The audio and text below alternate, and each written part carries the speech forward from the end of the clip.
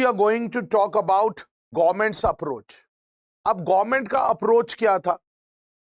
Interim government था, कोई elected government तो था नहीं. So there was what? Interim government. Interim government means before elections there was a government which was done. So the interim government took a firm step, a firm stance against the division of India into small. The Muslim League opposed the Indian National Congress and took the view that the state should free to adopt the courts.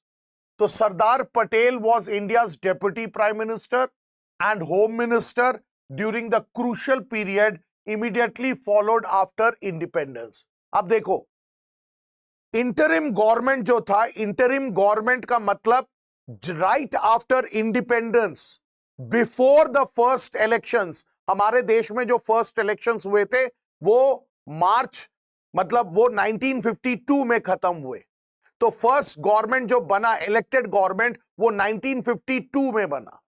So between 1947 and 52, there was an interim government, and that interim government, it was led by none other than तुम्हारा Jawaharlal Nehru.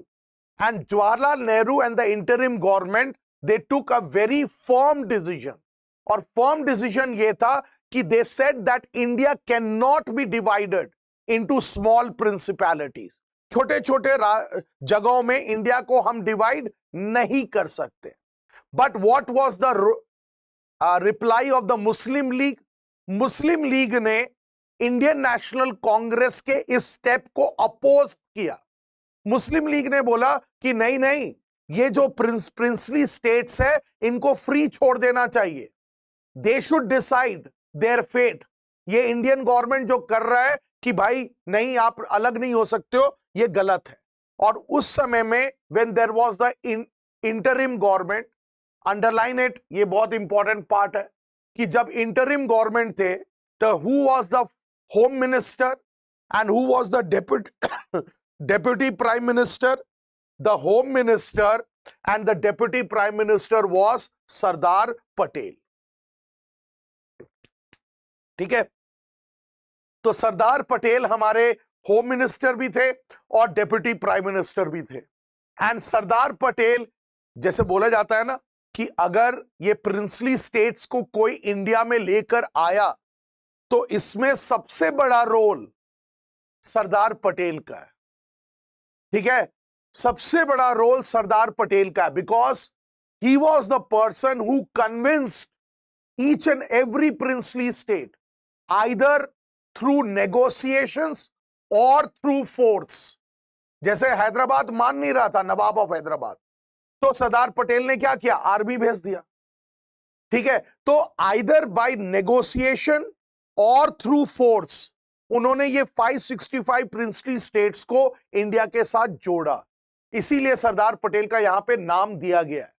तो he played a historic role in negotiating with the rulers of the princely state firmly but diplomatically. मतलब जो भी negotiations Sardar Patel करते थे princely states के साथ, वो फर्मली करते थे, but diplomatically and bringing most of them into the Indian Union. but ये बहुत easy task नहीं था. जैसे ओडिशा, ओडिशा अभी आपने देखा एक ब्रिटिश इंडियन प्रोविंस थे, but with in Odisha 26 princely states थे. सोचो, विद इन फर्म स्टांस का मतलब एक मजबूत डिसीजन. ठीक है, दैट इज फर्म स्टांस. ठीक है, एक मजबूत स्टांस रखना कि यस ये सही है तो ये सही है, तुम्हें करना है तो करना है, तो वो होता है फर्म स्टांस. ठीक है, so always Sardar Patel did the negotiations but he did it formally. Formally का मतलब वो एक व्हाट टू से, एक एजेंडा पे बैठते थे कि भाई तुमने ज्वाइन करना है इंडिया. ठीक है, बट वो फॉर्मली तो करते ही थे बट डिप्लोमैटिकली भी करते थे. डिप्लोमैटिकली का मतलब एक तरीके से बातचीत करके भी उसको करते थे. और बोला यह जाता है कि ये टास्क बहुत डिफिकल्ट था. इंटीग्रेशन, जैसे 26 small states in today's Odisha, Saurashtra region of Gujarat had 14 big states, 119 small states, and numerous other different administrations.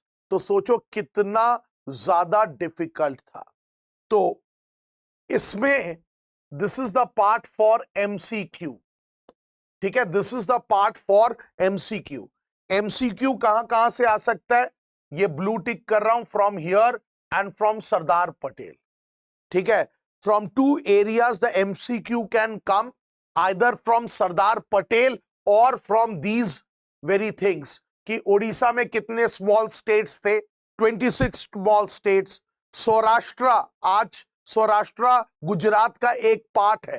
ठीक है, but at that time Saurashtra alone it had how many big states? 14. And how many small states? 119.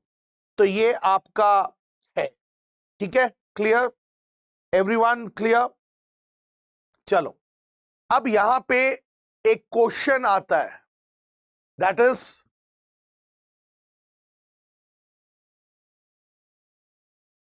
what were the three, लिख लो, considerations. What were the three considerations by which the government's approach was guided? ठीक है, what were the three considerations by which the government's approach was guided? ये वाला जगह है ये question का. ठीक है, this question I have got from here. अब यहां पे फर्स्ट कंसिडरेशन क्या कहता है कि the people of most of the princely states clearly wanted to become a part of the Indian Union. मतलब the first consideration was that the people of most of the princely states, they wanted to become a part of India. But यहां पे अगर हम पीछे page की तरफ देखें, last page की तरफ, तो who took the decision in the princely state? मतलब कौन डिसीजन लेता था प्रिंसली स्टेट में, whether they wanted to become a part of India or not? It was not the people, it was the princes. So here the first consideration which the government took was the opinion of the people. कि क्या लोग चाहते हैं India का part बनने के लिए? तो गवर्नमेंट ने क्या देखा?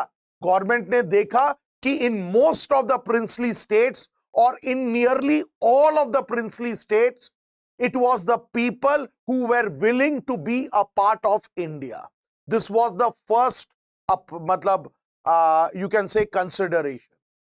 Then the second consideration was the government was prepared to be flexible in giving autonomy to some region. The idea was to accommodate plurality and adopt flexible approach in declining with the demands of the region. मतलब second consideration था कि government थोड़ा सा flexible बनना चाह रहा था. Government ये कहना चाह रहा था कि okay, we are ready to give you autonomy. जैसे for example Jammu and Kashmir. Jammu and Kashmir India के साथ नहीं आना चाहते थे, बट व्हाट हैपेंड कि जम्मू एंड कश्मीर को तुम्हारा जो पाकिस्तानी ये है कबीली वाले लोग हैं, what they did was that along with the Pakistani army they attacked Jammu and Kashmir. तो जम्मू एंड कश्मीर का जो राजा था वो इंडिया से हेल्प मांगा. तो इंडिया ने क्या बोला? इंडिया ने बोला हम हेल्प देने को तैयार है. इंडिया जाकर हेल्प भी कर दिया. बट उसके बाद जम्मू एंड कश्मीर जब इंडिया का पार्ट बना तो इंडिया ने एक चीज उसको ये बोला कि ओके, तुम्हारी जो ऑटोनॉमी रहेगी वो बरकरार रहेगी. आपको अपना आइडेंटिटी चाहिए ना, तो आपका अपना फ्लैग रहेगा, है ना. इसीलिए तो बोला जाता था एक नेशन में दो कंट्री चल रहे थे. तो जम्मू एंड कश्मीर के साथ कुछ अलग चीज था.